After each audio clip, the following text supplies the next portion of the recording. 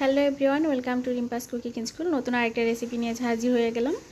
আজকে একটা viral recipe তোমাদের সাথে শেয়ার করব। সেজন্য ফার্স্টে আমি এখানে গোলমরিচ আর কাঁচামরিচ নিয়েছি। এখানে ভাইরাল রেসিপি হতে হলে অনেকেই হচ্ছে এটা বোম্বাই মরিচ দিয়ে করে, তবে আমি বোম্বাই মরিচ দিয়ে করছি না, শুধুমাত্র কাঁচামরিচ দিয়েই করছি। আর এখানে আমি একটুখানি জিরা দিয়ে দিলাম। এত মশলা বাটাবাটি কেন করছি তোমরা অবশ্যই একটু পরেই দেখতে পাবে। এখানে একটুখানি আদাও দিয়ে দিয়েছি। এখন এই মশলাটাকে খুব ভালো করে আমি বেটে নিচ্ছি। সাথে দিয়ে দিচ্ছি কয়েক কোয়া রসুন।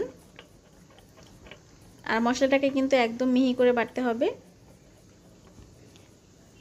আজকের রেসিপিটা একদম স্পেশাল, যারা ঝাল খেতে পছন্দ করে তাদের জন্য কিন্তু আজকের রেসিপি। আমি এখানে কাঁচামরিচ ব্যবহার করেছি, চাইলে এখানে তোমরা বোম্বাই মরিচ ব্যবহার করতে পারো যারা অতিরিক্ত ঝাল খেতে চাও। এখানে আমি গুঁড়া মরিচ দিয়েছি, শুকনো মরিচের গুঁড়া দিয়ে দিচ্ছি, গরম মশলার গুঁড়া আর দিয়েছি পরিমাণ মতো লবণ। এখন বলি আমরা আজকে কি রান্না করব। এখানে হচ্ছে আজকে আমরা বারবিকিউ চিকেন করব, তবে এটা বারবিকিউ বলতে চিকেন তান্দুরি হবে চুলায় পুড়িয়ে। তো সেজন্য আমি এখানে 2 পিস মুরগির মাংস নিয়েছি। এখানে বেস্টের মাংসটা নিয়েছি, খুব ভালো করে আমি কেটে নিয়েছি। তোমরা দেখতে পাচ্ছ একটু পাতলা করে কেটেছি যাতে করে এটা মশলাটা ভিতরে খুব ভালো করে যায়।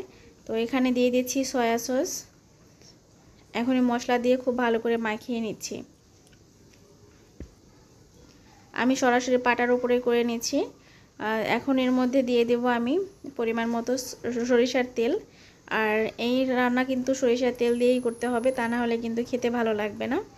তো আমি সরিষার তেল দিয়ে খুব ভালো করে ম্যারিনেট করে রেখে দিব। এখন এটাকে আমি প্রায় 2 ঘন্টার মতো এভাবে রেস্টে রেখে দেব ঢেকে। চাইলে তোমরা সাথে সাথেই করতে পারো, তবে ঢেকে কিছু 2-3 ঘন্টার মতো রেখে দিলে এটা সফট ভালো হবে। আমি 2 ঘন্টা পরেই চলে আসলাম, তোমরা দেখতে পাচ্ছ।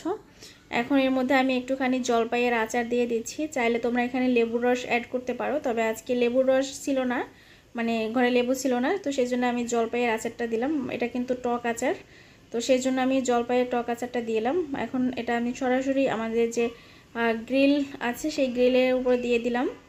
এখানে আমি চুলায় করছি বারবিকিউ, কারণ আমাদের কয়লার ব্যবস্থা এই মুহূর্তে নেই, সেজন্য আমি গ্যাসের চুলায় এটা করে নিচ্ছি।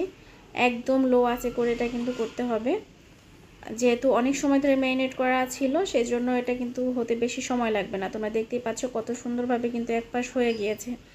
যে পাশটা হয়ে গিয়েছে এখানে একটু সরিষার তেল এবং যে মশলাটা ছিল এক্সট্রা সেই মশলাটা মিশিয়ে দিচ্ছি, এপিট ওপিট করে ভালো করে মাখিয়ে দিচ্ছি যাতে জুসি টাইপটা চলে না যায়।